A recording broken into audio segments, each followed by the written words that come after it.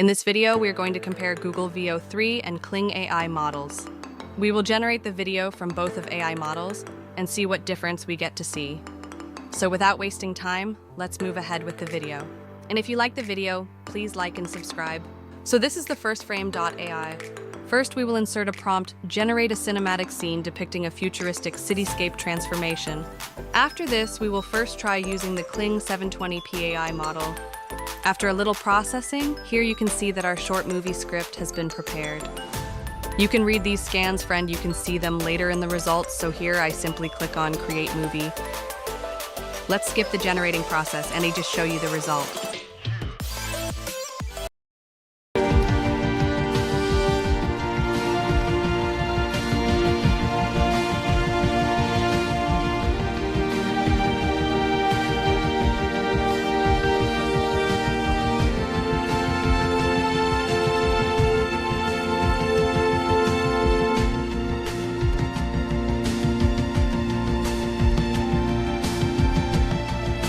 So now you have seen that the video is very good. Now we use Google VO3 AI model with same prompt.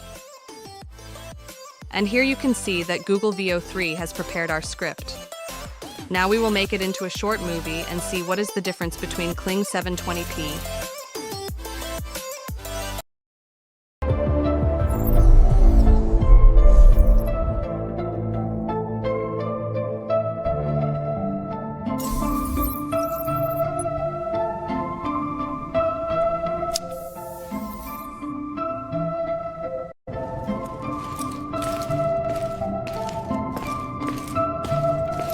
What happened down here? We might be able to do this. Yeah, I think this is it.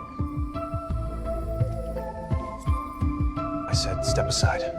I don't think so. We're going nowhere.